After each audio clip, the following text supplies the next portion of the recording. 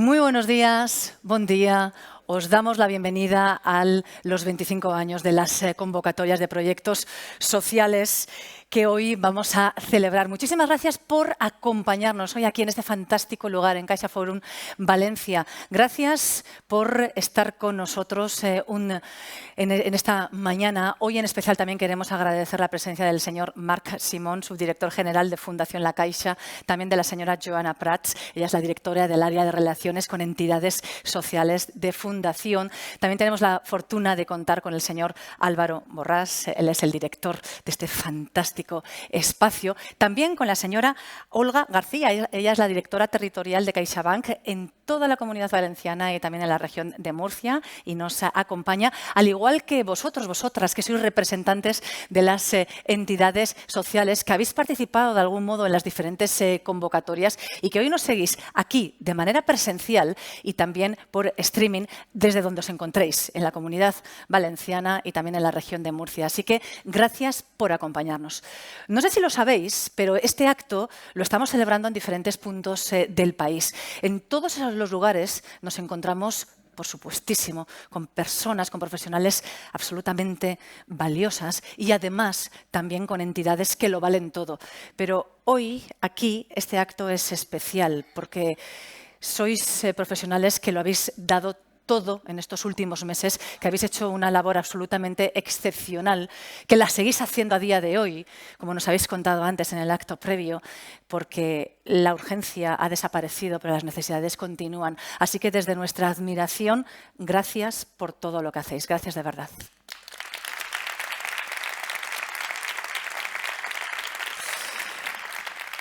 Y hoy también es un acto especial porque estamos celebrando los 25 años de las convocatorias. Conmemoramos que han pasado más de un cuarto de siglo desde que en 1999 Fundación La Caixa decidiera por primera vez lanzar estas convocatorias precisamente con el propósito de ayudar a las entidades sociales a que llevaran a cabo sus propios proyectos.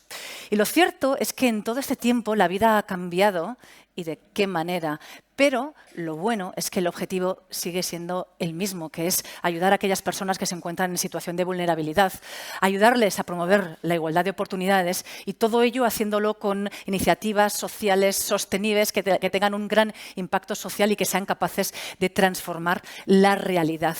Y todo ello lo hemos conseguido gracias a vosotras, a las entidades, que con vuestra ayuda hemos logrado estar cerca de las personas cuando más lo necesitaban. Así que hoy os queremos dedicar este acto, este evento, esta cita que tenemos. Si queréis que se haga más grande y que no se olviden de todo lo que hacéis en el día a día, os vamos a pedir que compartáis lo que va a acontecer en este lugar a lo largo de la mañana. Tenemos los diferentes hashtags publicados, los podéis ver, también los indicativos de Fundación La Caixa y, por favor, mencionad no solo a vuestras entidades, sino también al resto de entidades para seguir potenciando esa colaboración en red que tan importante es y que cuánto hemos aprendido que lo es a lo largo de estos últimos meses. Porque lo cierto es que debemos seguir avanzando, lo hemos hecho a lo largo de todo este tiempo. De hecho, las convocatorias han ido evolucionando a lo largo de este cuarto de siglo, cambiando, llegando a más personas, a más territorios, cubriendo nuevos ámbitos de actuación, detectando nuevas necesidades, por supuesto, sumando también más innovación social. Han sido 25 años de constante trabajo y evolución. Y ahora es un buen momento para ver y revisar y revivir estos 25 años. Lo vemos. En los últimos 25 años, la sociedad ha experimentado grandes cambios y transformaciones. El aumento de la longevidad, la sociedad digital, el incremento de movimientos migratorios o la incursión de diferentes crisis provocando una creciente desigualdad han hecho emerger nuevos retos, pero también nuevas oportunidades para la solidaridad y la acción social.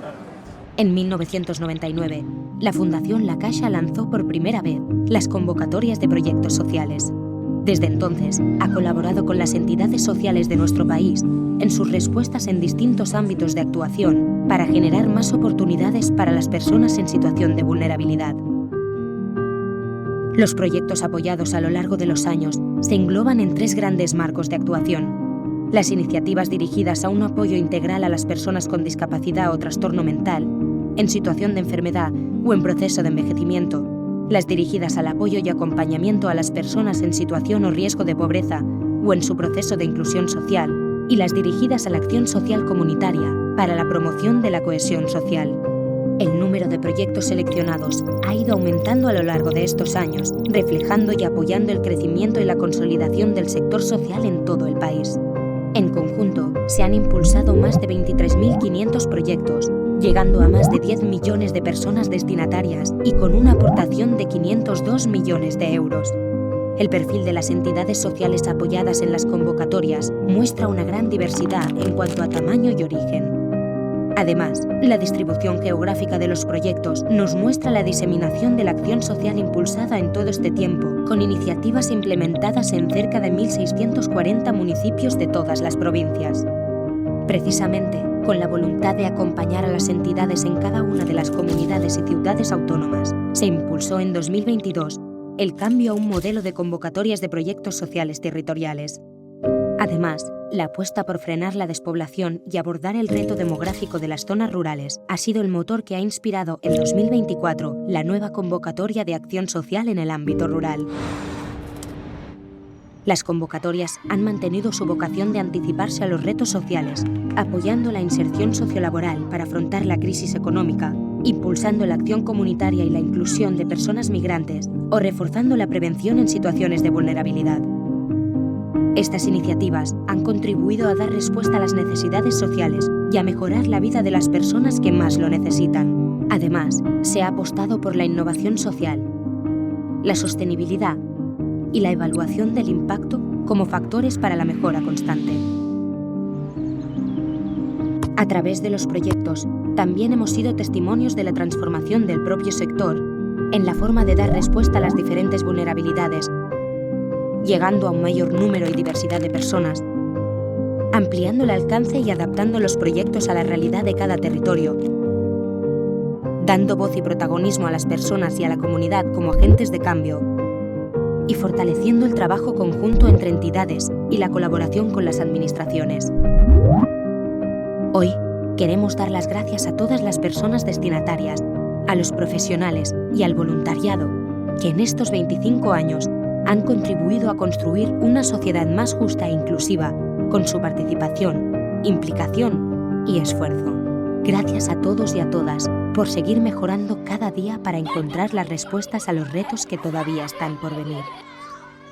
25 años de impulso social. Convocatorias de proyectos sociales.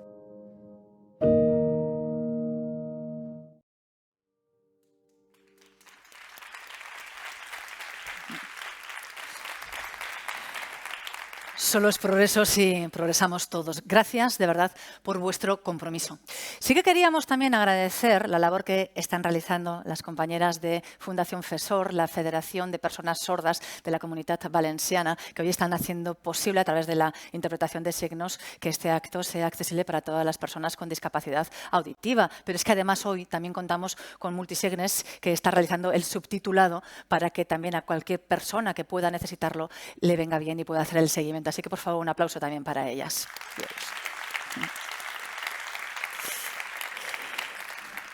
Y ahora sí, sillas, agua, nos faltan personas, historias, vivencias, las vamos a tener. También nos falta moderador, buscamos uno. ¿Lo tenemos? ¿Dónde está Toni? Toni Bruel, por favor, adelante.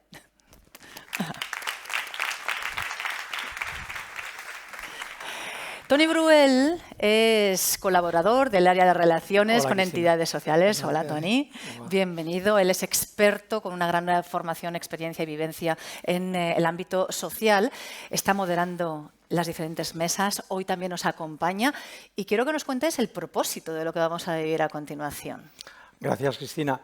Bueno, pues cuando estábamos preparando este 25 aniversario, le dimos muchas vueltas. Y pensamos que el sector estamos muy acostumbrados siempre a fustigarnos, a no ver más allá de los problemas que tenemos que resolver. Pero hay un momento en que hay que poder revisar qué hemos conseguido, qué hemos logrado en estos 25 años, que fue el propósito que es el propósito de esta mesa. Y esta es la idea, poder hablar hoy de estos 25 años, qué ha ocurrido, cómo hemos evolucionado. Pero, para no dejarnos con mal sabor de boca y no hacer una autocrítica, la segunda parte de la mesa es también de los desafíos y los retos que nos plantea el momento actual. ¿Y qué aspectos vamos a abordar en esa segunda parte? Bueno, había en esta segunda parte hemos elegido 10 desafíos globales que todo el mundo reconoce y las personas que están en la mesa van a identificar retos que nos plantean al sector esos desafíos. O sea, que vamos a ver cuánto hemos cambiado y lo que nos queda por hacer. Exacto, ahí vamos. Casi nada, ¿no? No tenéis trabajo vosotros, ¿no? Nada que hacer por delante. Todo esto para tener más tareas mañana, ¿eh? O sea, no es para... Bueno, pero también para dejar el látigo a un lado y también reconocer todo lo que se ha hecho y todo lo que habéis evolucionado. Así que ahora es una muy buena oportunidad. Tony, te voy a pedir que tomes asiento porque te voy a traer ahora mismo a las personas que nos van a acompañar. Son expertos especialistas en el tercer sector y vienen con ganas de compartir sus vivencias. Así que, por favor, Rodrigo Hernández, Laura Pedreño, Pedro Martínez y Juan Antonio Segura al escenario.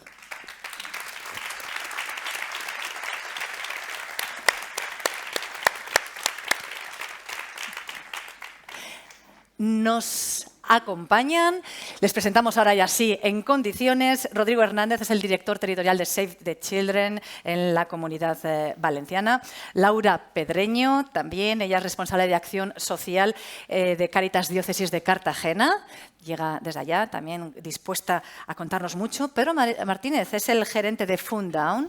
Y, por último, también contamos con Juan Antonio Segura, que es el director general de la Fundación CEPAIN y que también nos va a trasladar las diferentes experiencias. Así que, bienvenidos, bienvenidas. El debate está servido. Tony, todo tuyo. Gracias. Antes de empezar la mesa redonda, en nombre de las 5 personas que estamos aquí, teniendo en cuenta que estáis las organizaciones que estáis dando respuesta a las necesidades de la DANA, queríamos decir en nombre de los 5, deciros una palabra que intenta englobar muchas, que es respeto. Respeto, porque respeto a vuestras organizaciones significa solidaridad, admiración, orgullo, y queríamos que lo supierais y que sentimos eso y que además representáis lo bueno de nuestro sector en este momento y eso, pues transmitiros esa palabra de respeto. Cuando preparábamos la mesa, decíamos, ¿cómo planteamos la mesa? ¿Qué hacemos? ¿De qué hablamos? Y había 2 opciones, es decir, bueno, hablamos en general de la evolución, pero pensamos que había 4 conceptos que nos podían ayudar a entender la evolución de estos 25 años. Conceptos para los que estáis completamente familiarizadas y familiarizados, que era la igualdad de oportunidades, otra que era la atención integral, otra que es la autonomía personal y otra la sociedad inclusiva. Esos conceptos los manejamos en las organizaciones cotidianamente y los mezclamos. Pero para organizar la mesa pensamos que era bueno hablar de cada uno en concreto y qué ha ocurrido en estos 25 años con esos 4 conceptos. Para empezar, bueno, decir también que, claro, esos conceptos en sí mismos, detrás de ellos hay ideología, hay reconocimiento de derechos, hay reivindicación, hay mucho compromiso y también mucha gestión. Y, por lo tanto, lo que vamos a hablar en esta mesa está relacionado con esos aspectos. Las entidades que están aquí hoy son entidades reconocidas en sus ámbitos de intervención, que son de esta zona, y es a las que les vamos a pedir precisamente esa reflexión sobre esos cuatro conceptos. Vamos a empezar con la igualdad de oportunidades. En cada uno de los casos, cuando hablemos del concepto correspondiente, vamos a introducirlo con un pequeño vídeo que nos sirva de entrada para después dar paso a la intervención correspondiente. Y, por lo tanto, ahora entra vídeo sobre igualdad de oportunidades.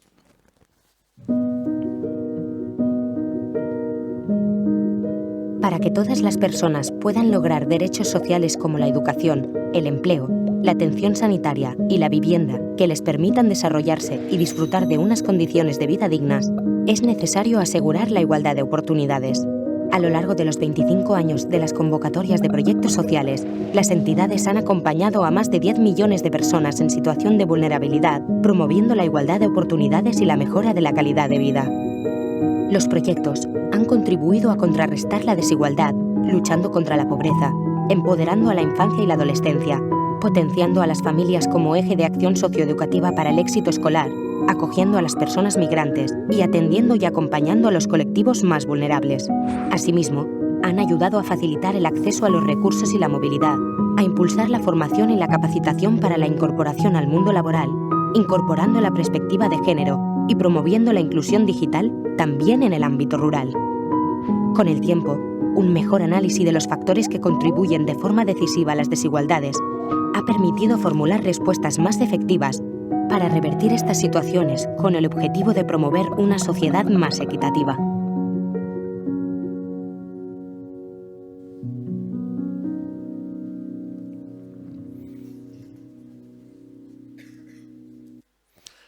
Bien, hemos acuñado, en estos 25 años, hemos ido acuñando un léxico que podríamos decir brecha digital, fracaso escolar, techo de cristal, exclusión residencial, exclusión financiera, edadismo. Todas estas denominaciones representan en sí mismas resultados de la discriminación y la desigualdad de oportunidades. Y para hablar de ello tenemos a Rodrigo, que nos va a exponer su visión de qué ha ocurrido estos 25 años y dónde estamos. Muchísimas gracias. No iba a agradecer, pero no puedo evitarlo, agradecer a la Caixa por esos 25 años, que son ya tiempo, pero también por haber estado desde el momento cero para responder a La Habana. Por tanto, muchas gracias. En estos 25 años, cuando me estaba preparando esta ponencia, me estaba preguntando cómo le explico a compañeros del sector cosas que ya saben y hacerlo además interesante. Y al final he intentado hacer una metáfora o contar un relato, ahora que hablamos tanto de relatos, utilizando la palabra red. ¿Qué es una red? Lo primero que se nos puede ocurrir es una red de seguridad, como en el circo con los trapecistas. Por lo tanto, trabajar en red es hacer una red tupida de derechos que impidan que los más vulnerables se cuelen por los huecos y se estampen contra el suelo. Por lo tanto, la generación de una red de protección es fundamental para dotar de oportunidades. Pero tan importante es generar una red como los tejidos, la trama de la que se compone esta red. Porque cuando hablamos de pobreza, eso sería uno de los hilos, no podemos dejar de lado la violencia, que es otro de los hilos, o podemos dejar de lado la participación, que es otro de los hilos. Por lo tanto, si la equidad es acercar al cumplimiento de los derechos a los que están más alejados, esta red es lo que nos posibilita ese cumplimiento. Por lo tanto, trabajar en igualdad de oportunidades pasa por trabajar desde un enfoque de derechos. No hace falta que todos hagamos todo el rato, pero sí que tenemos que trabajar con esa perspectiva de derechos de infancia, no de necesidades, porque las necesidades cada uno puede tener las que sean, pero los derechos es los que nos vertebran como sociedad. Por tanto, la primera acepción de esta metáfora de la red sería la red de protección tejida con derechos. La segunda es el trabajo en red. Tenemos que trabajar en red. El niño, la niña, en nuestro caso, la persona que está en una situación de vulnerabilidad, en cualquier caso, debe estar en el centro y debe pivotar todo el sistema, las organizaciones, las instituciones, las entidades, alrededor de esta persona y no que la persona vulnerable vaya rebotando como una pelota de frontón en todo el sistema. Por lo tanto, coordinarnos y trabajar en red es fundamental para dar esta respuesta a las personas, a los niños y niñas que están más alejados de los derechos que les son propios. Y no trabajar solamente con el niño o con la niña, trabajar con todo el grupo familiar, con todo el entorno, con toda la comunidad, para llegar a la tercera acepción de la palabra red. Y aquí voy a forzar la metáfora. Mi abuela decía que es mejor dar una caña de pescar que dar un pescado. Es mejor todavía dar una red. Y la red implica sostenibilidad, implica investigación, implica escalabilidad a la política pública, implica innovación. Si queremos que nuestro trabajo sea sostenible, no tener efectos perversos, no generar dependencias, tenemos que tender a la eficiencia y a la eficacia, tenemos que tender a la sostenibilidad y tenemos que tender a la escalabilidad. Por tanto, si esto mínimamente ha servido para explicar cómo vemos la evolución, cómo es necesario utilizar esta red en todo su sentido más amplio para enfocar nuestro trabajo, me doy por satisfecho. Muchas gracias y me he dejado 18 segundos. Bueno, a Rodrigo le damos 3 puntos, porque en nuestro sector, que nos sobre minutos, segundos, es un éxito. O sea que 3 puntos, Rodrigo. Bueno, yo creo que Rodrigo nos ha lanzado un tema que es muy interesante. Es decir, que la igualdad de oportunidades, sin una red con todos estos aspectos que él decía, no podría funcionar. Es decir, puede haber derechos, puede haber lo que sea, pero al final tú necesitas todo un mecanismo de protección que es esa red que tú nos has contado. Muchas gracias. Ahora vamos a entrar en la atención integral. No sé cuántos puntos te tocará a ti, Laura, hoy. No prometes nada. Vale. Entonces, vamos a entrar con el vídeo primero y después ya empezamos con esta parte.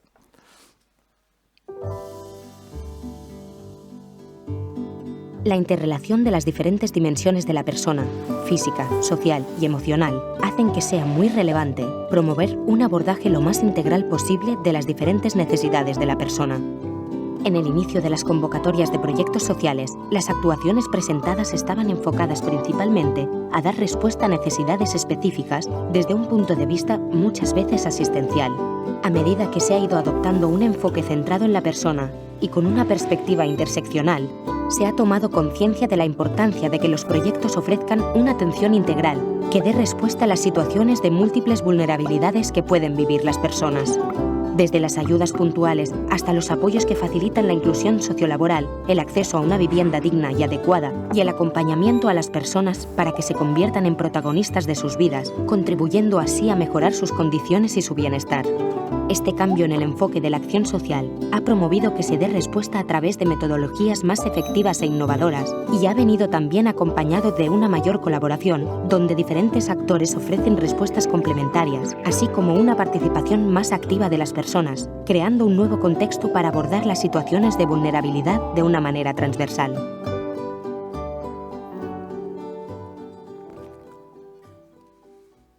Bien, hoy hablamos de planes personalizados, de procesos personales, de abordajes integrales e integrados, de complementariedad de itinerarios de la persona en el centro de la atención. Y una cosa que nos está pasando últimamente, que cada vez en nuestras conversaciones no sabemos qué hacer, es cómo se han ido difuminando las denominaciones de personas usuarias, beneficiarias, participantes. No sabemos cómo tenemos que llamar a las personas que atendemos y vamos tendiendo a llamarles personas, nada más, a quitar todos esos apellidos. Esto es un cambio muy importante que tiene que ver con esta nueva visión que hemos introducido estos 25 años, que es lo que le vamos a pedir a Laura que nos hable de ello. Buenos días. Hablar de este cambio de enfoque, tanto en la terminología de las personas que acompañamos, es también hablar de un cambio de enfoque en lo que entendemos por exclusión social. La exclusión social es algo más que la pobreza económica. En estos años hemos avanzado en entender que es un fenómeno mucho más complejo que afecta a diferentes dimensiones de la persona. Hablar de exclusión social, pues es hablar de empleo, de salud, es hablar de vivienda, es hablar de participación política, es hablar incluso de aislamiento social. Solamente desde este cambio de perspectiva hemos podido avanzar en modelos de acompañamiento diferentes hacia las personas que más lo necesitan. Hace 2 décadas, las entidades del tercer sector centrábamos nuestra intervención principalmente en la atención inmediata, en dar una respuesta inmediata a una necesidad concreta. Hoy el abordaje de estas situaciones es mucho más ambiciosa y mucho más transformadora, ¿no? Hablamos de atención integral. Gracias a este cambio de perspectiva, todas las entidades hemos visto cambios importantes en nuestros modelos de actuación. Hemos integrado las tecnologías digitales tanto en el diseño como en la implementación de los procesos de acompañamiento. Vemos cómo los programas de inserción sociolaboral avanzan de la mano del mercado laboral. Y las propias entidades nos hemos profesionalizado. Hoy nuestros programas de apoyo psicosocial van de la mano de diferentes expertos de diferentes especialidades. Pero para mí, si hay un cambio sustancial en este proceso, es cómo hemos cambiado la mirada sobre las personas. Hemos dejado de verlas como un conjunto de problemas y de necesidades que tenemos que resolver para empezar a verlas como lo que son, como seres únicos, como seres integrales, con capacidades, con potencialidades, con sueños y aspiraciones.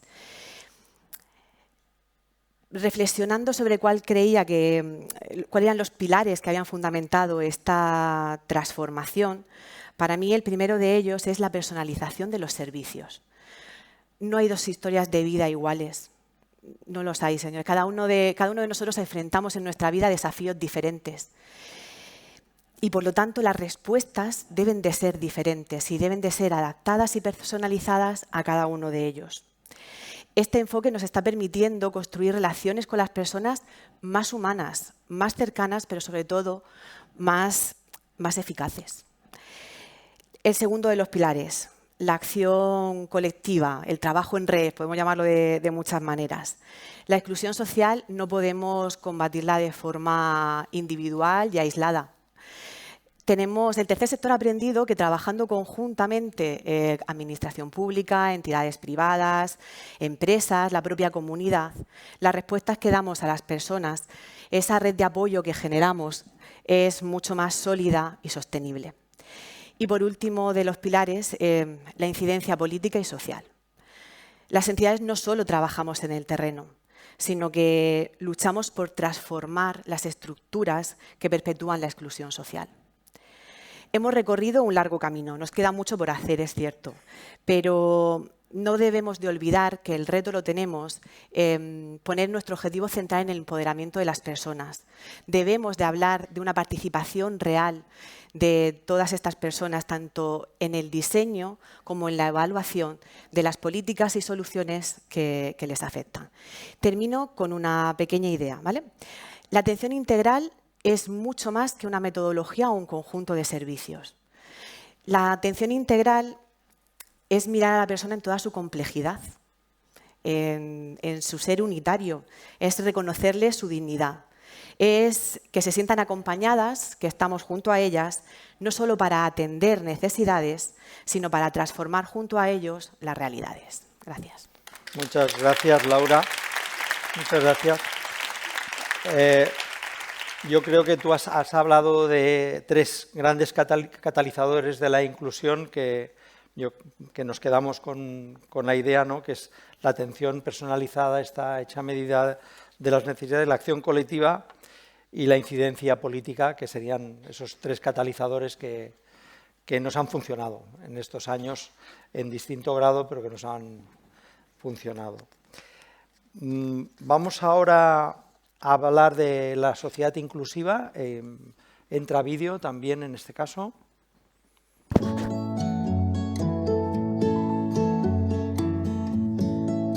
Vivir en nuestro propio hogar, poder gestionar nuestro día a día, desarrollarnos en nuestro propio entorno, disfrutar de lo que nos gusta y conocemos, no encontrar barreras que no podamos superar por nuestros medios, disponer de los medios de vida necesarios. Es una expectativa razonable para una sociedad que globalmente goza de importantes avances en el ámbito económico, social, educativo, sanitario y cultural. La autonomía personal es la capacidad de afrontar y tomar, por propia iniciativa, decisiones sobre cómo llevar a cabo las actividades básicas de la vida cotidiana. A lo largo de los últimos años, las iniciativas han ido evolucionando para promover el empoderamiento de las personas, dirigiéndose especialmente a las personas mayores, personas con discapacidad, trastorno mental, enfermedad o en riesgo de exclusión social, para que puedan vivir de la forma más autónoma posible. Los proyectos han dado respuestas que demuestran compromiso, creatividad e impacto. Destacan su proximidad a las personas como un valor añadido que permite ofrecer soluciones personalizadas y el impulso de acciones adaptadas a la persona y a su entorno.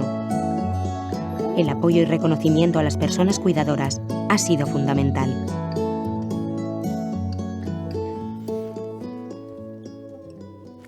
Disculparme porque habéis visto que ya me había ido al cuarto punto. Estamos en el tercero, que era la autonomía personal. Si alguien nos ha enseñado el valor y la trascendencia de la autonomía personal, han sido las entidades de la discapacidad. Han sido el eje sobre el que se han construido los conceptos. Hemos aprendido lo que era la estigmatización y sobre todo lo que era superar las barreras. Para hablar de esta evolución, hemos pedido a Pedro que nos diga cuál es su opinión y cuáles son los puntos fuertes que ha aportado el sector estos 25 años para la autonomía personal. Buenos días, Toni. Bueno, en primer lugar, agradecer a Fundación La Caixa que me haya permitido participar en esta jornada tan importante, así como, lógicamente, felicitarle por esos 25 años de obra social. Pues, efectivamente, en los últimos 25 años en España ha habido avances significativos en autonomía personal. Permitidme que realmente destaque uno como el principal, ¿no?, que es en el año 2006, cuando se pone en marcha la ley de dependencia. Un cambio de paradigma en el cual pues las personas dependientes, tanto personas con discapacidad como personas mayores, como personas en riesgo de exclusión, pasan de recibir una atención social a tener un derecho a recibirlo. Eso es algo importantísimo, eso es algo fundamental. También es importante el hablar de la primera frase de la ley, porque generalmente siempre, coloquialmente, nos quedamos con la ley de dependencia, pero realmente lo importante de esta ley no viene en la dependencia, que es cuando ya necesitas la ayuda, sino la ley de promoción de la autonomía personal y prevención en situación de dependencia. Por lo tanto, lo importante es trabajar esa autonomía personal y ahí es donde tenemos los retos desde las entidades sociales, desde las administraciones públicas, en seguir trabajando para que realmente todas aquellas personas que lo necesitan tengan todos los apoyos necesarios para conseguir ese reto que no es otro que la autonomía personal, el ser lo más autónomos posibles, lógicamente con los apoyos que sean necesarios. Por lo tanto, el primer hito que se consiguió en cuanto a autonomía personal es la Ley 39/2006. A partir de ahí, las entidades sociales trabajamos conjuntamente con las administraciones para poner encima de la mesa nuevos servicios de apoyo que permitan que estas personas puedan desarrollar su autonomía personal de una forma individual, pero también, lógicamente, centrada en sus entornos sociales. Estos avances han permitido pues, que personas con discapacidad, personas en riesgo de exclusión, puedan acceder al trabajo, puedan acceder a ocio, puedan acceder a vivienda independiente. Uno de los puntos que también me gustaría resaltar. El acceso a la vivienda es un importante derecho que también se tiene que conseguir, pero lógicamente tenemos que trabajar con una idea que va indisolublemente unida a la autonomía personal, que es la accesibilidad. Si no tenemos accesibilidad, si no hay una accesibilidad universal, difícilmente podemos conseguir que las personas crezcan en autonomía personal. Las tecnologías de apoyo también son una fase importantísima en cuanto al desarrollo de la autonomía personal. Aquí las empresas tecnológicas, las universidades, las administraciones públicas y las entidades sociales debemos de trabajar de manera cooperativa para seguir realizando estos trabajos que permitirán mejorar la calidad de vida de todas las personas dependientes. Así como también otros temas como la sensibilización y la concienciación social. Es importantísimo sensibilizar a la sociedad y que la sociedad entienda la importancia de la autonomía personal y la inclusión. Las mejoras de formación y capacitaciones de los cuidadores es otro, salía en el vídeo explicativo. Es importantísimo el trabajo que se ha ido desarrollando para conseguir que los profesionales aprendan los conceptos y sobre todo lo puedan poner en valor para conseguir que la atención a estas personas vaya siempre encaminada a esa mejora de la autonomía personal.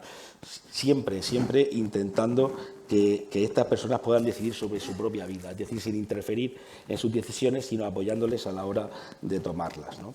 Después también la promoción del derecho y la participación social y política es importantísimo, Veíamos también otro de los hitos que yo lo encardino perfectamente con la autonomía personal, que es el conseguir que las personas con discapacidad intelectual y personas con trastorno mental pudieran votar. Eso es algo que parece que tenía que haber venido a esta democracia desde hace muchísimos años, pero hace escasamente 10 que eso se fue conseguido. Por lo tanto, son hitos que vamos de alguna forma incorporando a ese continuo trabajo de mejora.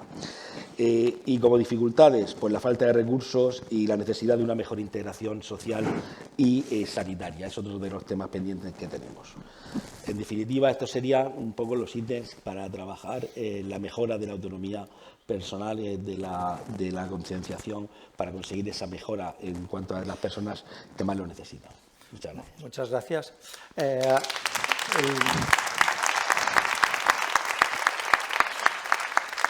El atender la dependencia no quiere decir que no nos fijemos en nuestra prioridad, que es la que tú decías, que es la promoción de la autonomía personal. Muchas veces no ordenamos los términos, ¿no? Y decir, bueno, atendemos la dependencia, pero nuestra vocación es intentar que se llegue lo más tarde posible a la dependencia. Y esto es, aunque parezca antiguo, es nuevo. Es de estos últimos años el haber construido este discurso. Ahora sí que vamos a entrar en sociedad inclusiva. Entra vídeo.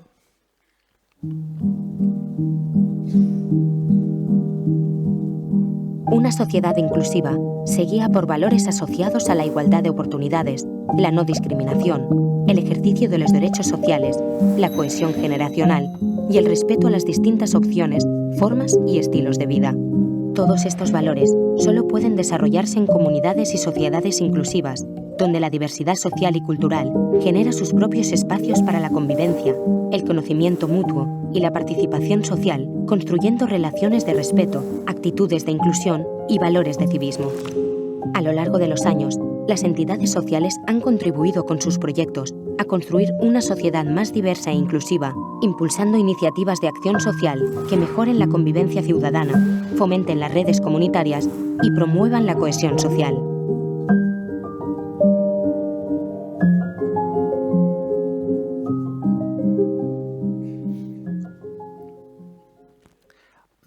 No hay que decir, vamos, todos sabemos que la demografía de nuestro país se ha transformado, la esperanza de vida y la baja natalidad han cambiado la pirámide de edades, tenemos una ciudadanía más diversa con la aportación de la inmigración, las nuevas formas y estilos de vida, las distintas expresiones de participación ciudadana, los nuevos modelos de familia, la gentrificación y las amenazas a la cohesión social.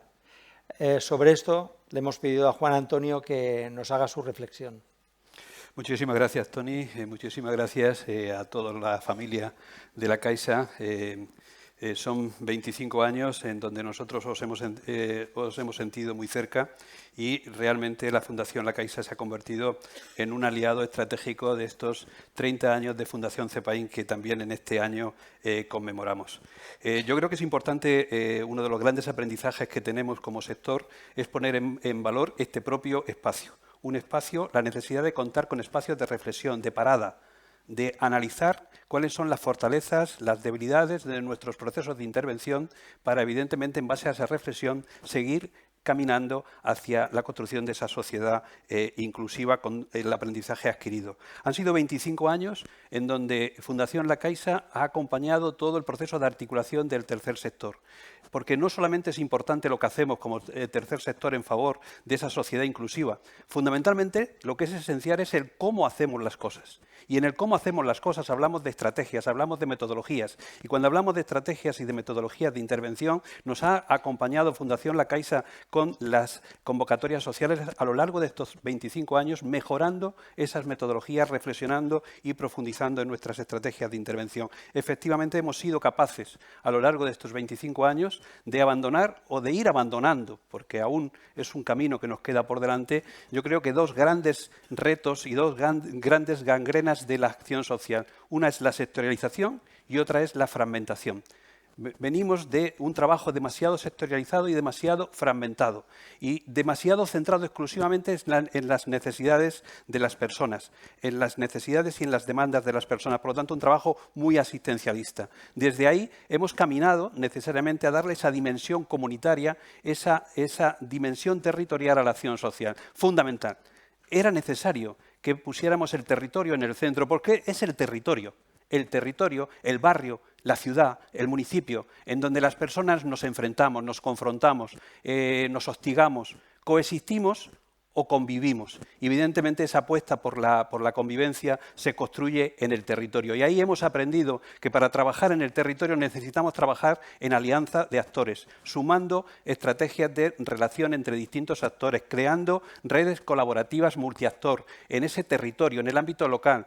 Esa es una gran transformación en la forma de enfocar la acción social en estos 25 años de recorrido que hoy estamos conmemorando.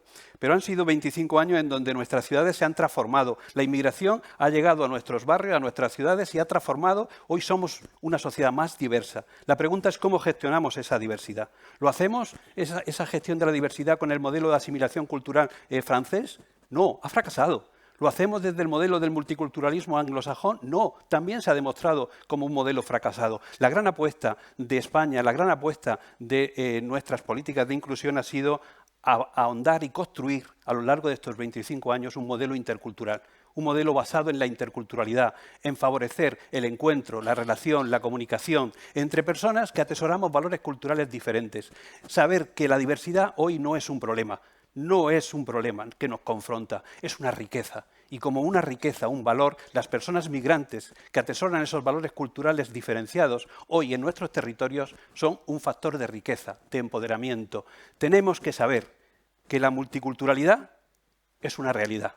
Es una realidad en nuestras ciudades, en nuestros barrios, en nuestras organizaciones, en nuestras empresas. Pero ¿cómo pasamos de esa realidad al objetivo de la multiculturalidad? Al objetivo de la interculturalidad. La multiculturalidad es una realidad, la interculturalidad es un objetivo en el que estamos trabajando y tenemos que seguir trabajando para construir sociedades interculturales, sabiendo que tenemos que ser también organizaciones sociales interculturales, que integremos esa diversidad, pero luego le demos un valor a esa diversidad para construir efectivamente ese modelo basado en el interculturalismo y no exclusivamente en la multiculturalidad. No nos vale, no nos podemos conformar simplemente con coexistir. Tenemos que ser capaces de convivir y la convivencia con el otro evidentemente se construye en el municipio, en el territorio, en el ámbito local. Salgamos de esos estereotipos que hoy se están generalizando en nuestra sociedad en base a los bulos y la desinformación para construir una sociedad inclusiva basada en derechos. No olvidemos nunca que los derechos que se ganan también se pueden perder. Muchas gracias. Muchas gracias. Bueno, yo creo que nos lo has dejado muy claro. Es decir, la multiculturalidad es un hecho y es una realidad y la interculturalidad es un objetivo que tenemos que lograr.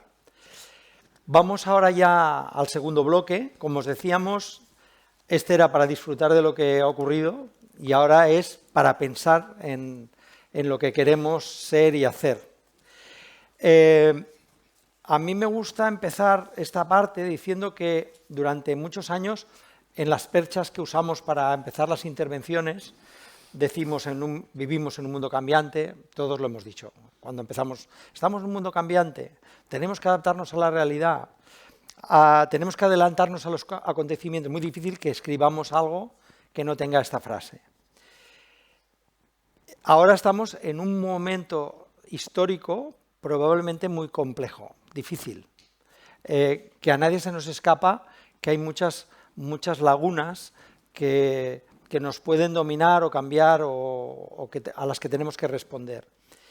Y esas situaciones están asociadas a desafíos. Para poder trabajar la mesa redonda pensamos, vamos a buscar cuáles son los desafíos que tiene el mundo, pero que luego los podemos llevar a nuestro sector. Y cogimos 10 desafíos que no hemos inventado. Hemos cogido desafíos de organizaciones internacionales, de Naciones Unidas, de distintos lugares, y hemos hecho un compendio de 10. Y con esos 10 desafíos le pedimos a las personas participantes en la mesa que eligieran uno o dos de esos desafíos y dijeran qué retos plantean al sector, como una reflexión de hacia dónde vamos, ¿no? Vamos a empezar al revés, ¿eh? Vamos a empezar ahora con Juan Antonio para que nos diga, en cada caso, que nos digáis qué desafíos habéis elegido y qué retos entendéis que plantean a nuestro sector. Sí, gracias, Tony. Bueno, yo cuando planteaba el primer bloque que tenía que hablar de cómo hemos avanzado en la sociedad inclusiva, evidentemente me he vinculado a dos desafíos que creo que son centrales en este momento y que ponen en cuestión los avances y que ponen en riesgo los avances que hemos logrado a lo largo de estos 25 años en la construcción de esa sociedad inclusiva. Y uno es la polarización, y otro es la desinformación y el acceso a la desinformación y el acceso a la información de los colectivos más vulnerables con los que venimos trabajando. Estamos asistiendo a un contexto de polarización política sin precedentes, en donde nos situamos entre blancos y negros, y una polarización política que está calando y se está transfiriendo también hacia una polarización mediática y que está calando y llegando a la sociedad, polarizando también a la sociedad. Es necesario que como tercer sector de acción social abordemos ese desafío y seamos capaces de salir de esa polarización para construir espacios de consenso, espacios de encuentro, espacios de diálogo, de negociación, de búsqueda de acuerdos. No podemos continuar en esta polarización. Y además una polarización que transmite hacia la sociedad mensajes falsos, mentiras, bulos que están calando en la sociedad. Muchos de ellos vinculados precisamente con esa población migrante de la que hablábamos anteriormente, que hoy constituye esa realidad multicultural que tenemos que construir como realidad intercultural del futuro. Se está vinculando a la inmigración con la comisión de delitos, con personas que son un riesgo para nuestra convivencia, que son un riesgo para nuestra cohesión social, y ese relato está calando en la sociedad fruto de esa desinformación. Tenemos que ser capaces como tercer sector de articular un relato propio que no sea reactivo, sino que sea propositivo, en donde lideremos un relato propio del sector que sea capaz de buscar esos consensos en esta sociedad tan polarizada que vivimos en este momento. Evidentemente los datos nos dicen absolutamente con claridad que la inmigración es un factor de desarrollo en términos demográficos, en términos culturales, en términos sociales, en términos políticos, en términos económicos. Sin embargo, está ganando el relato que sitúa a la inmigración como una fuente de problemas y de conflictos. Hay que salir de ahí, evidentemente, para ser capaces de relatar también a través de la emoción, a través del relato en primera persona, que la inmigración es un factor de desarrollo para nuestras sociedades, es un factor de crecimiento, es un factor de innovación, es un factor de creatividad y, por tanto, es absolutamente necesaria para nuestras sociedades, para nuestras ciudades, para nuestras organizaciones. Este es el gran reto que tenemos en este momento y, además, estamos viviendo una desinformación y un crecimiento de los bulos y de las falsedades, y lo hemos visto en Valencia con la Dana, que pone en el centro también ya al propio tercer sector de acción social. Se está atacando a las organizaciones sociales, se está cuestionando el papel de las organizaciones sociales. Tenemos que ser capaces de responder a esa realidad, pero no de manera reactiva, sino de manera propositiva frente a esa desinformación y a ese crecimiento de los bulos y de las noticias falsas. Más o menos. Más o menos, ¿eh? Más o menos. Más o menos. No te quitamos puntos. En no el tiempo, puntos, más o menos. He cogido los 17 segundos de No te Rodrigo. quitamos puntos. No. A ver, hay una cosa, en línea a lo que tú decías, hay una intervención que nos gustó mucho de un compañero, que era muy clara, que ante la polarización y estas situaciones, lo que tenemos que hacer era estar orgullosas y orgullosas de nuestras organizaciones y de nuestra misión en el mundo. Y yo creo que era un mensaje muy claro, que ante todo este movimiento y estas situaciones, lo que tú estabas planteando, pues nada, es que nosotros somos lo que somos y tenemos que seguir siendo lo que somos. Es el momento de recuperar la mirada hacia nuestra misión. Ya me extraña que no aprovecharás tú, ya me extraña que no aprovecharas. Bueno, no, estamos en ello. Es que si nos hubieran dejado hablamos 3 horas todos, ¿eh? O sea que... Bueno, ahora le vamos a pedir a Pedro que nos diga sus desafíos y sus retos. Gracias, Pedro. Gracias, Tony. Pues sí, yo he elegido dos retos muy importantes, que es la inteligencia artificial y la biotecnología. Para las entidades sociales está claro que la inteligencia artificial, al igual que al resto de la sociedad, pues va a contribuir a mejorar la calidad de vida de todas las personas, va a contribuir a transformar la sociedad, pero sin embargo tenemos que tener en cuenta distintos desafíos que nos plantea la implantación de esta nueva tecnología, ¿no? En este caso, uno de los principales sería el acceso desigual a la tecnología. Si ya partimos de lugares diferentes de acceso a la tecnología, pues lógicamente tendremos a colectivos en riesgo de exclusión, que tendrán mayores dificultades de acceso para acceder a la misma. Por lo tanto, tenemos que conseguir que no existan barreras económicas, educativas, sociales, que impidan a los colectivos en mayor riesgo de exclusión social el acceso a las mismas. Ahí, lógicamente, las entidades sociales tenemos mucho que hacer a través de la cohesión y el trabajo conjunto, como por ejemplo en la plataforma del tercer sector. Otro de los temas importantes, hablando de la inteligencia artificial, sería evitar el sesgo en los algoritmos y la discriminación. Los sistemas de inteligencia artificial pueden perpetuar o incluso amplificar sesgos existentes debido a los datos sesgados con los que se entrenan. Por lo tanto, tenemos que estar muy vigilantes de que esos datos con los que se entrenan no contribuyan a que haya mayores barreras de acceso a la sociedad por parte de los colectivos más desfavorecidos. Esto es otro de los retos que, lógicamente, desde las entidades sociales tenemos que seguir trabajando. Después también la pérdida de empleos y automatización. Tenemos que tener en cuenta que la IA va a reemplazar trabajos. Es una realidad que sabemos, que conocemos, porque nos lo están transmitiendo continuamente.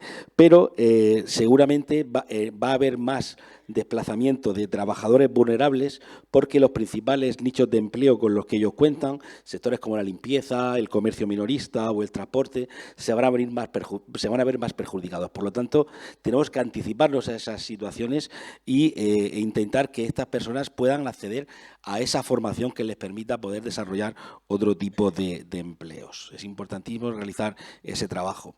Después también, y hablando ya de biotecnología, las desigualdades en el acceso a servicios médicos y la inteligencia artificial de la salud. En el caso del ámbito sanitario, la telemedicina y los sistemas de diagnóstico basados en la inteligencia artificial pueden suponer un avance importantísimo a la hora de proteger la salud, pero una vez más nos encontramos que si las personas vulnerables no pueden acceder a esos nuevos servicios, una vez más se creará otra barrera para conseguir esa inserción social y laboral. Por lo tanto, también tenemos que trabajar para que personas inmigrantes, personas sin hogar, personas mayores, personas con discapacidad puedan acceder a esos servicios telemédicos. La privacidad y la protección de datos, todos sabemos de la importancia, pero también las personas con discapacidad, las personas vulnerables pueden tener mayor capacidad de que sean violados sus derechos, su privacidad. Y aquí, lógicamente, pues en todo el tema de la recopilación de datos masivos es importante que también estemos pendientes. Y por último, pues comentar que las entidades tienen que jugar un papel fundamental para que la inteligencia artificial consiga esa inclusión, esa equidad y esa protección de derechos por la que las entidades del tercer sector venimos trabajando a lo largo de más de 50 años. Muchas gracias.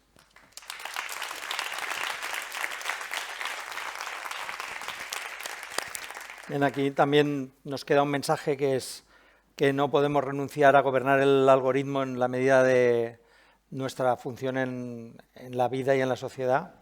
No podemos dejarlo correr. Ahora le toca a Laura contarnos sus desafíos, que ha elegido los desafíos. Exactamente. Cuando me proponían la opción de poder escoger desafíos, para mí había dos que están interconectados entre sí, que es la falta de equidad y la desigual distribución de la riqueza. Para poder entender estos desafíos, yo quería traeros aquí unos datos, ¿vale? Que por muchos conocidos, yo creo que el primero de ellos lo manejamos todas las entidades del tercer sector, que es la tasa de personas en situación de exclusión social. Nos avanzaba hace unos meses lo que será el próximo informe FOESA, ya nos avanzaba algunos datos del 2024 y nos encontramos con que 9,4 millones de personas en España, es decir, el 19% de la población, se encuentra en situación de exclusión social. yo nos invito a reflexionar. Es decir, los que en el 2008 sufrieron la crisis, los que más sufrieron la crisis y sufrieron la pandemia y la COVID, hoy día siguen sin recuperarse, siguen en la misma situación. El ascensor social para ellos no funciona. Y otro dato significativo que notaba el Banco Central Europeo. Más del 50% de la riqueza en España está en manos del 10% de la población. El 5% de las personas más ricas en España tiene el 41% de la riqueza. Y son datos con los que tenemos que reflexionar y pensar cuál es el carácter de la pobreza, ¿no? Hablar de pobreza es hablar que tiene un carácter estructural, sus causas son estructurales. No solamente dependen de las propias personas y de su necesidad y sus ganas de poder ascender. Vemos cómo la economía va mejorando, pero muchas de las personas siguen quedándose atrás. Desde aquí, algunos retos que tenemos por delante. Tenemos que avanzar en políticas de consenso, pero en políticas de consenso desde un enfoque de derechos. Solamente con esa mirada integral, con esa mirada, con los derechos que lo impregnen todo, seremos capaces de reducir esas brechas. Para hablar de derechos y de su garantía tenemos que hablar de existencia de los recursos suficientes. Debe haber medidas, cauces e instrumentos para que las personas puedan ejercitarlos y puedan reclamarlos. Garantizar la inclusión social requiere de reforzar el sistema de protección social actual. Hemos dado avances, se han generado políticas innovadoras, pero nos queda camino por delante. Debemos de empezar a hablar de un sistema de garantía de ingresos mínimos para que todas las personas tengan un nivel de vida adecuado, el mínimo, para poder sobrevivir. Y por último, y para mí uno de los retos más importantes, tenemos que salir de este individualismo que tenemos como sociedad. Debemos de dejar de criminalizar a las personas, de criminalizar la exclusión social. Debemos de avanzar hacia un modelo mucho más comunitario. Debemos de avanzar hacia políticas más colectivas, ya que solamente con esa mirada puesta en la comunidad seremos capaces de afrontar los retos sociales que tenemos por delante. Gracias. Muchas gracias.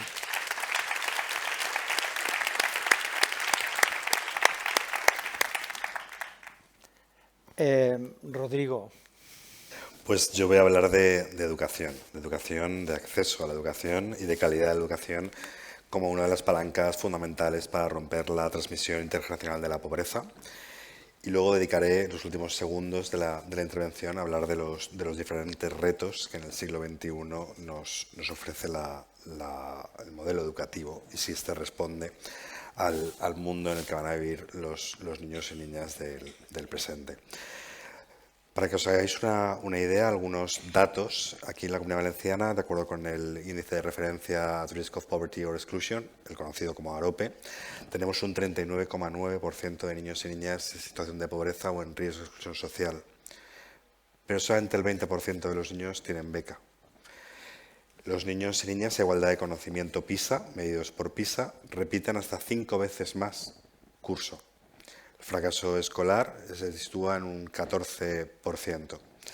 El hecho de que la educación sea gratuita y universal no significa que realmente el aprovechamiento de esa escuela sea igual para todos y todas. Asistimos a procesos de concentración de alumnado de las mismas características cuando sabemos que a todos los niveles esto no da buenos resultados ni para los más pobres, pero tampoco para los más ricos.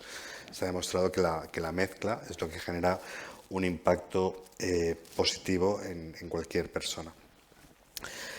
Claramente la educación es lo que garantiza el presente de los niños y niñas y también su futuro. Y claramente, y lo sabemos por un estudio que hizo precisamente la Fundación La Caixa con el Alto Comisionado sobre la Pobreza Infantil en España, invertir en infancia es mucho, el ROI, el retorno de la inversión de invertir en infancia es muchísimo más eficiente que después asumir las consecuencias de la pobreza en edades adultas. Los retos, los que estamos viendo, la ideologización, cada cambio de legislatura supone un cambio de modelo educativo, supone un cambio de modelo de cómo enseñamos a nuestros hijos e hijas. Seguimos discutiendo si los niños y niñas deben ir a un colegio o a otro.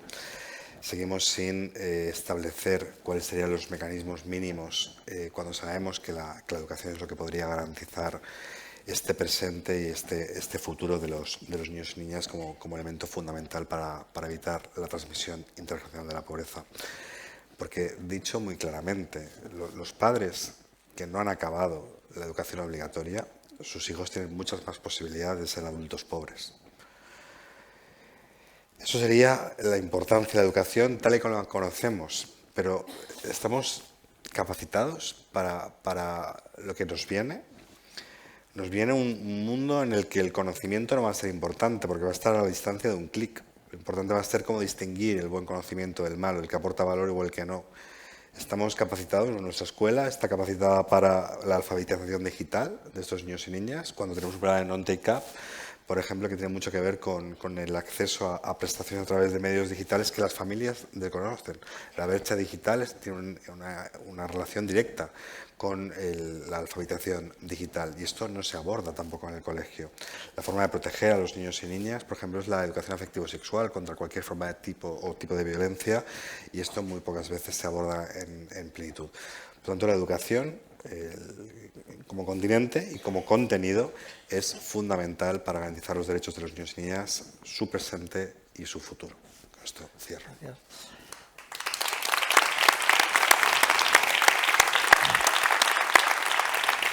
Aquí hay un mensaje también muy claro de el acceso a la educación ya no es suficiente.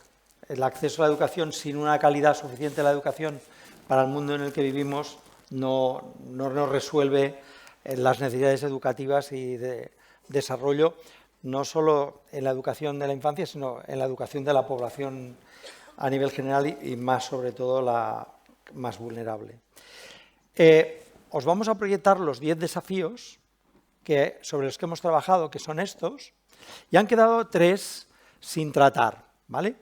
Los 3 que han quedado sin tratar han sido la evolución demográfica, la nueva composición social, que plantea un reto que es el que ha dicho Juan Antonio prácticamente, que también es extrapolable a estos dos, que es ofrecer respuestas teniendo en cuenta la diversidad e identidades y orígenes y formas de vida.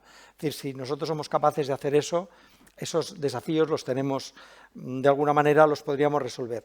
Y hay otro que nos ha sorprendido porque no lo elige nadie, esta es la 5ª vez que no lo elige nadie, que es el cambio climático. Pero claro, el cambio climático tiene efectos sobre la población vulnerable, muchos efectos, directos, o sea, efectos que están asociados a la población vulnerable y que ahí el sector teníamos que ver cómo nos concentramos en dar respuestas al impacto del cambio climático en las personas y las comunidades. Nunca ha habido un mejor momento o peor momento que hablarlo aquí, que es la propia Dana, es decir, que ha hecho vulnerables a personas por el cambio climático. Es decir, es una lección que la tenemos que aprender porque sí hace vulnerables a las personas. Y después también, evidentemente, el sector tiene que dar ejemplo en acciones directas en relación a la huella de carbono y a la compensación, que también sería un reto. Ahora terminamos este bloque. Deciros que, bueno, nos lo hemos pasado muy bien preparando, que lo sepáis, nos lo hemos pasado muy bien preparando la mesa redonda e intentando conseguir cómo hacíamos en esos minutos que entraron los temas, pero en cualquier caso os queremos decir que hemos intentado que esta mesa redonda sea un regalo para todas y todos vosotros y que exprese de alguna manera pues, todo el esfuerzo que hemos hecho el sector estos años para cambiar las cosas. Muchas gracias.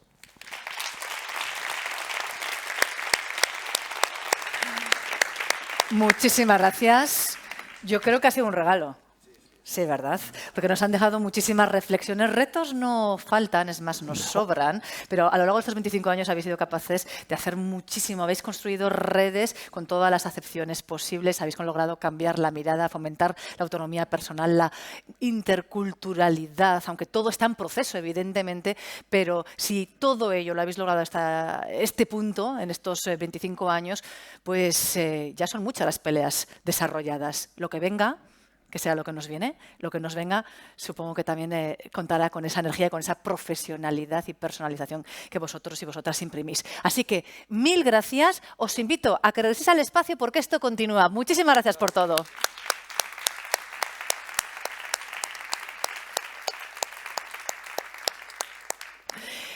Y ahora sí, hemos de seguir con las palabras que nos va a brindar en este instante el señor Marc Simón, su director general de Fundación La Caixa, a quien sí le invitamos a que nos acompañe en el escenario para dar ese broche final de oro a este encuentro. Adelante.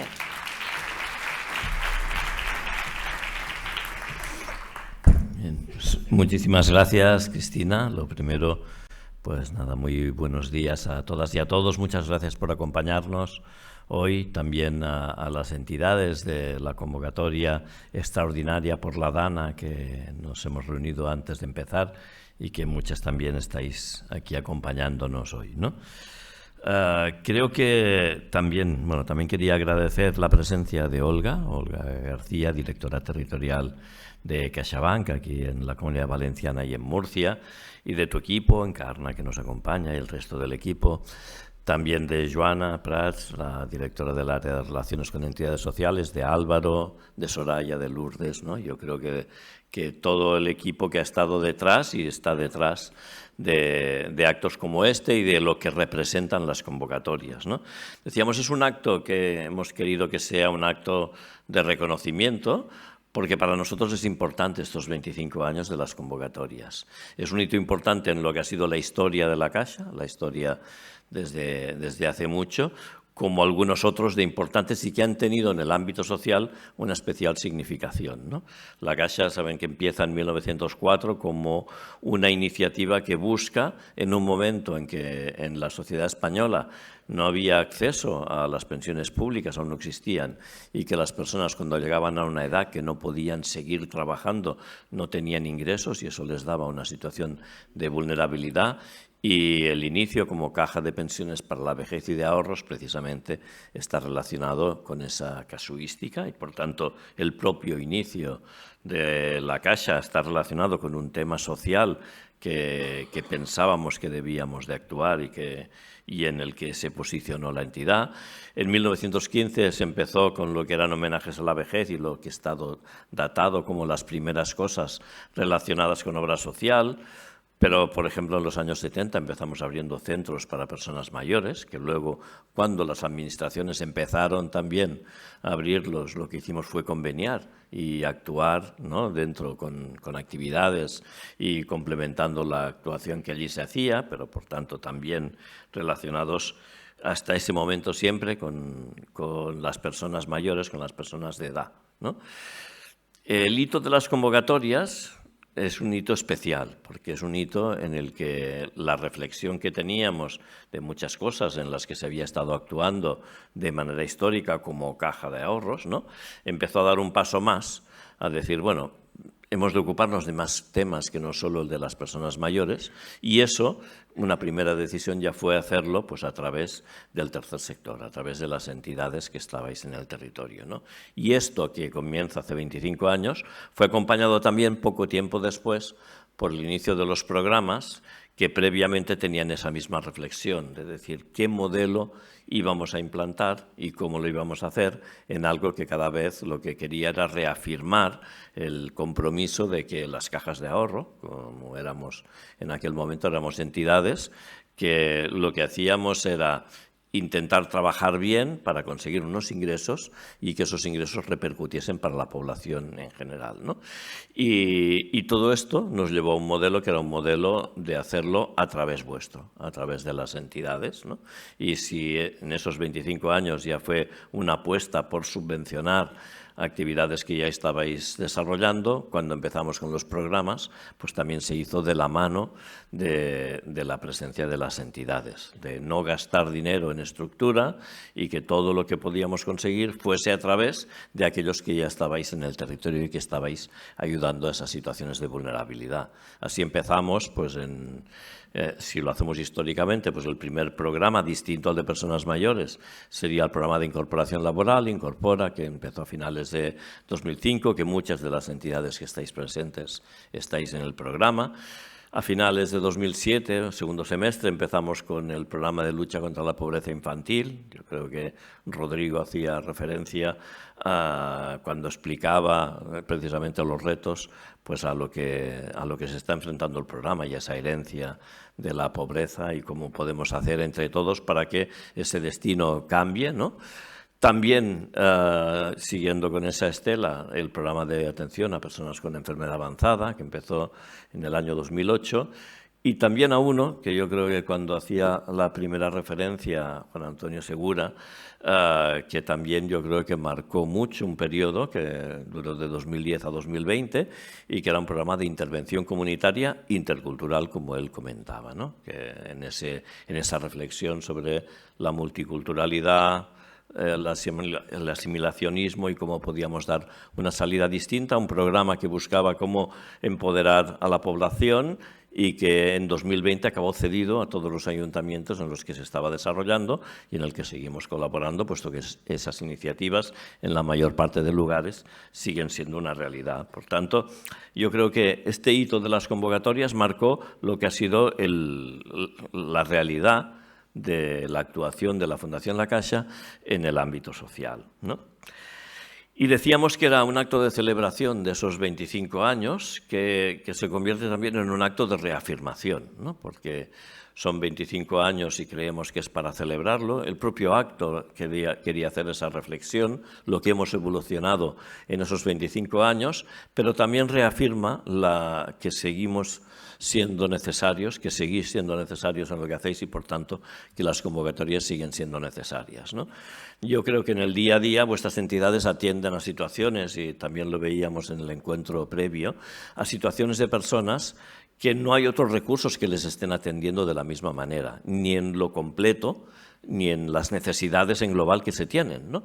Y, por tanto, el que sigáis estando presentes y sigáis estando desarrollando aquellos medios que permiten llegar a esa equidad que también comentabais, ¿no? Dar todo aquello que necesitan para que puedan progresar también las personas en mayor situación de vulnerabilidad, hace que sigáis siendo necesarios, que estéis en el centro, seáis un pilar de la sociedad que tenemos hoy en día y de la referencia a esos colectivos y a esas dificultades que tienen, y, por tanto, el que sigáis estando también hace que sean unos primeros 25 años, pero 25 años que reafirman que las convocatorias van a seguir estando y van a seguir teniéndoos como el eje de los proyectos que se van a ir presentando y van a seguir intentando ayudar a todo aquello que estáis realizando, ¿no? Antes también hablábamos un poco de la evolución y la evolución del sector, y decíamos que desde que empezó la primera convocatoria en el año 99, la sociedad ha evolucionado mucho, los proyectos que habéis ido presentando también, y si seguimos las cosas principales que han ido pasando, veíamos cómo los proyectos eran primero como más asistenciales, eran más concretos, de cosas unitarias que atacaban, y como cada vez ahora más los proyectos son mucho más promocionales, no tan solo ven temas sociales, por temas como, por ejemplo, temas de salud también están presentes, y cada vez ven más ejes de cómo se están presentando. Hemos visto cómo en los proyectos que primero eran muy simples también relacionados con la discapacidad, cada vez más, y Pedro lo comentaba, han hablado de autonomía personal, han hablado de igualdad. Al final hablamos de igualdad de manera permanente con todos, ¿no? Y pienso que eso también es un bien en la sociedad en la que estamos, esa igualdad de oportunidades, pero también hemos visto como temas que en toda la sociedad impactaban, en las convocatorias también, temas de salud mental cada vez más presentes, y cada vez vemos más proyectos relacionados con temas de salud mental, multicolectivo además, temas como la soledad no deseada o temas como la competencia digital, que vuelve a ser una brecha importante, y creo que también lo comentabais hace un momento, ¿no? Hablabais de que está generando también unos riesgos. Más allá de que la tecnología nos puede ayudar en muchas cosas, debemos de ser capaces de implementarla para lograr una mayor igualdad de los colectivos, no para que generen precisamente una mayor diferencia y que quien tenga mejor acceso y mejor conocimiento acabe sacando un partido, ¿no? Finalmente, yo creo que al final los proyectos son proyectos que esa metodología de poner a la persona en el centro es lo que hemos visto que cada vez se desarrollaba con mayor intensidad, que ya no hablaba de una sola situación de vulnerabilidad, sino que hablaba de esa multivulnerabilidad, como si juntamos más de una situación, dejamos a la persona por la suma de esas vulnerabilidades con mucha mayor dificultad, y como también los planteamientos pasan a ser más interseccionales, pasan a tener más en cuenta que las soluciones no son solo generales, muchas veces son mucho más personalizadas, pero siempre acaban promocionando a la persona y acaban poniéndola como el principal protagonista de cómo se puede mejorar la situación en la que están, ¿no? Decíamos que son 25 años que también tienen una dimensión. 25 años en toda España, hablamos de más de 500 millones de euros en proyectos para el tercer sector, más de 23.500 proyectos, y superamos los 10 millones de beneficiarios, recogiendo todo aquello que nos explicáis en estos proyectos que se han ido implementando, ¿no? Lo hagamos donde lo hagamos es importante, y es importante también es importante en dimensión. Si vemos aquí que estáis conectadas también las entidades de la Comunidad de Murcia, ¿no? Vemos que en estos 25 años han sido 716 proyectos, habéis salido 252 entidades, hablamos de 15 millones de euros, de más de 280.000 personas que han sido el objeto de esos proyectos, y de 36 municipios distintos donde se han desarrollado, o aquí en la Comunidad Valenciana con más de 2.100 proyectos, cerca de 800 entidades, 41 millones de euros, 700.000 personas como personas que han sido el objeto de estos proyectos, y 182 municipios, ¿no? Por tanto, esta presencia es una presencia, yo creo que importante, miremos donde miremos, ¿no? Y cuando lo vemos acumulado, más allá de las actuaciones que son individuales, agrupadas, pues son muy, muy importantes, y yo creo que nos llenan también de orgullo a todos el cómo han podido ser, ¿no? A través de las bases, también las convocatorias han intentado ayudar a esa evolución del sector y acompañar lo que iba pasando. Y hemos visto aparecer conceptos como el voluntariado, en algún momento con convocatorias específicas para el voluntariado. Hemos visto también como cada vez más el partenariado en general, y hablabais antes de red y hablabais de la importancia de las redes colaborando entre entidades, de las redes también y de la colaboración con la administración. Yo creo que esa palabra clave de colaboración es la que también las convocatorias han ido acompañando. Hemos hablado también de los efectos de la transparencia, cada vez más, los criterios de transparencia, tener publicado todo en la web y demás. Yo creo que también son valores que cuando se evalúan proyectos se miran y que acompañan también a lo que estáis haciendo, y la propia innovación, con los premios de innovación y intentando premiar proyectos que encuentren nuevas formas y, si es posible, además comprobadas, de actuar para sus objetivos, ¿no? Creo que también han ido acompañadas de rigor, puesto que al final son convocatorias en donde han tenido permanentemente una auditoría tanto del proceso de evaluación como por muestreo de los proyectos, y que se han evaluado también, y que además en contadas ocasiones ha salido algo. Yo creo que eso dice mucho del rigor que tenéis todo el sector y de cómo estáis actuando con un volumen de proyectos tan alto, esos 23.500 proyectos que decíamos, ¿no? Y también en los últimos tiempos, escuchando cosas que nos decíais, hemos intentado ir acoplando para que pudiésemos conseguir cosas como que llegase a todo tipo de entidades, ¿no? A todo tipo de entidades y a todo tipo de localidades y de lugares. De la mano de esa ampliación presupuestaria que tuvimos hace unos años, hemos pasado estas convocatorias, que no solo es que sean territoriales a nivel de comunidad autónoma, sino también a nivel provincial, y pensamos que eso también garantiza una diversidad territorial que también es un elemento de justicia social, ¿no? Atender a las personas en todos los lugares en donde estén. También en cuanto a la manera de actuar, intentando ver pues, cómo podíamos acompañaros mejor. Y sabemos que muchas veces las dificultades económicas que os tocan pasar por cómo se os dan los proyectos, por cómo os llegan, Al final, la financiación pública muchas veces llega muy tarde, ¿no? Y llega de manera cuando ya habíais desarrollado el proyecto. Nuestros proyectos adelantan al 80%, cuando llegó el COVID lo ampliamos al 90%, ¿no? Y, por tanto, yo creo que es una manera también de entender que necesitáis de ser disponible para poder implementar los proyectos. Y también intentando aportar flexibilidad, y lo comentábamos hace un rato cuando hablábamos de la DANA y que justamente acabábamos de conceder los proyectos de la Comunidad Valenciana del año anterior y cómo dejamos esa reformulación porque la realidad cambia, o cuando fue el COVID, en donde también dejamos que los proyectos que se estaban ejecutando pudiesen replantearse, ¿no? E intentamos que esa flexibilidad ayude, intentando buscar también nuevas maneras. Ahora sabéis que está en marcha la convocatoria de acción social en el ámbito rural con un objetivo de frenar la despoblación y en donde hemos introducido ya el hacer primero un diagnóstico territorial de qué lugares son clave para evitar que la despoblación vaya incrementándose, y la convocatoria está dotada con suficiente dinero para que pueda salir un proyecto en cada una de esas ubicaciones, ¿no?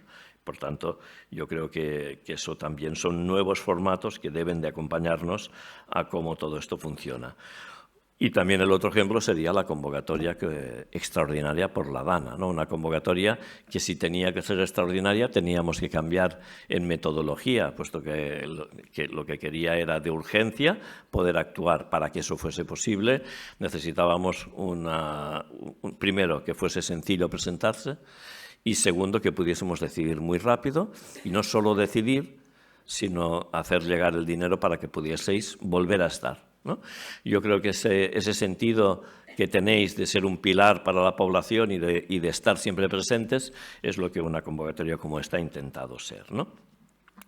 Si algo refleja lo que sois todas las entidades sería el concepto de diversidad. Creo que Toni, cuando estaba hablando en la mesa, explicaba también cómo todos los esfuerzos que estamos haciendo entre todos para incorporar a todo el mundo, y si sois algo, sois entidades diversas que estáis acogiendo a gente diversa y la acogéis en todos los sentidos, y por tanto sois entidades que la inclusión está encima de la mesa, puesto que las hacéis que os acompañen y que estén a todos los niveles esas personas, y por tanto pienso que eso es uno de los bienes que tienen vuestras entidades y vuestros proyectos que presentáis. Para intentar hacer un resumen final sobre qué es lo que nos aportáis, hemos intentado coger las características principales y hemos cogido 4 características que empiezan por C y que creo que os definen bien, y 4 que empiezan por I. Las 4 que empiezan por C sería la colaboración tanto en el trabajo en red como con la administración que antes decíamos. La comunidad, cada vez más los proyectos que presentáis están presentes en la comunidad y hacéis que la comunidad también sea un objeto, no solo es la persona sino también la comunidad. Hacer fuerte a la comunidad nos mejora a todos. En el proyecto como teníamos de intervención comunitaria intercultural, eso lo sabíamos, cómo era esa intervención comunitaria, y una de las personas que nos ayudaron desarrollándolo, Marco Marchioni, siempre decía que la organización que podíamos hacer en la comunidad, y a la que creo que Juan Antonio también hacía referencia en su momento, es un bien que acabamos dejando de herencia para todos, ¿no? Y por tanto, comunidad también es importante. Compromiso. Si algo tenéis es compromiso con las personas, compromiso con las situaciones de vulnerabilidad, que es lo más humano que hay, es afrontar esas situaciones de vulnerabilidad.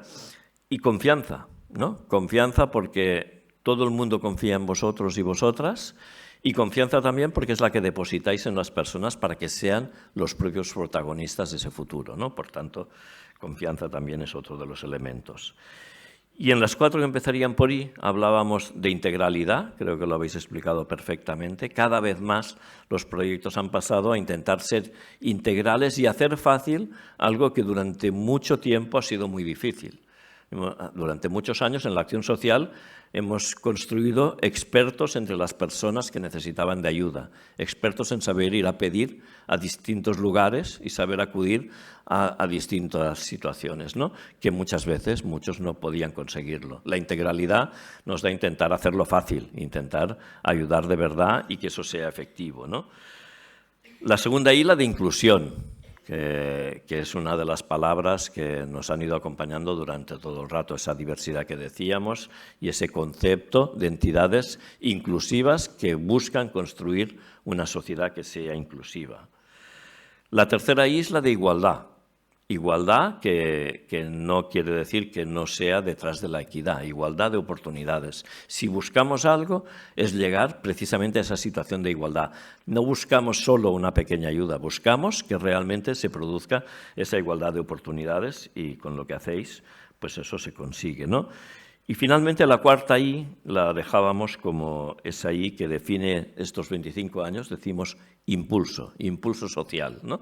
Impulso es lo que habéis propulsado durante estos 25 años y impulso es lo que vais a seguir desarrollando seguro, ¿no?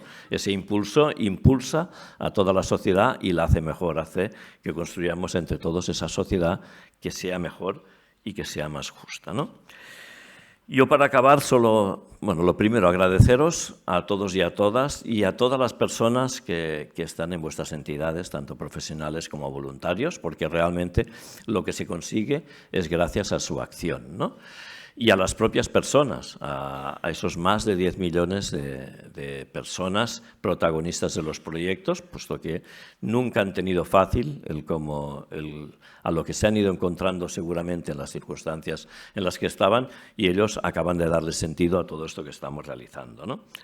Agradecer también pues, a todo el equipo interno por este esfuerzo de estos 25 años, ¿no? Antes estábamos en la sesión con las entidades beneficiarias de la DANA y hablaban de nombres de personas y salían el nombre tanto de Encarna como de Soraya, como saldría el de Lourdes, por esa presencia que hay en el territorio constante. También el del equipo interno del área de relaciones con entidades sociales. Y me gustaría hoy también agradecer a Natalia, que Natalia nos acompaña y nos acompaña desde hace muchos años. Somos muchos los que hace muchos años que estamos dentro de la Caixa pues intentando apoyar y que todo esto siga funcionando. Natalia, después de una ayuda durante mucho tiempo, yo creo que está próxima a dar un nuevo paso en su vida y va a dejar de estar ayudándonos, pero le quería agradecer y os quería pedir un aplauso de todos para ella. Muchas gracias.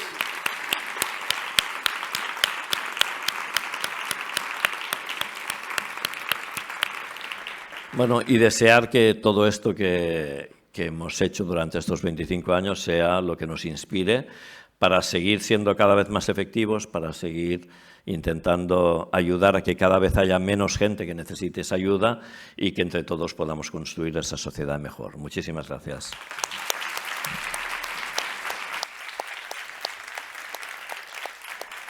Muchísimas gracias, señor Marc Simón, por estas palabras esperanzadoras, por todo lo que hay detrás. Desde luego en Fundación La Caixa hay nombres de personas, pero es que también en las entidades lo hay. Cada una de las personas que estáis aquí, de vuestros compañeros y compañeras, tenéis ese nombre propio. ¿Y sabéis eso que ocurre cuando conoces a alguien y dices, uy, conecto contigo donde quieras? Pues esto es lo que ocurre también aquí. Fundación La Caixa sigue con la misma determinación, ilusión y compromiso que el primer día, pero lo bueno es que cuando nos encontramos con vosotras, con las entidades, vemos que es lo mismo y que puede pasar lo que pase, que ahí seguís al pie de cañón, a pie de tierra, con el barro hasta donde os llegue, peleando. Y eso es maravilloso. Lo hemos sentido aquí, vuestro calor, vuestra fuerza en la Comunitat Valenciana, por cierto, también en la región de Murcia, que os escuchaba por aquí. ¿Cuánto murciano, cuánto murciana junto que nos hemos encontrado? Pues hemos sentido también esa fuerza, ese arrojo y esa colaboración que es la que es posible, que nos hace avanzar a todos conjuntamente. Así que mil gracias por vuestra ayuda, por 25 años más y por todo lo que venga. Gracias.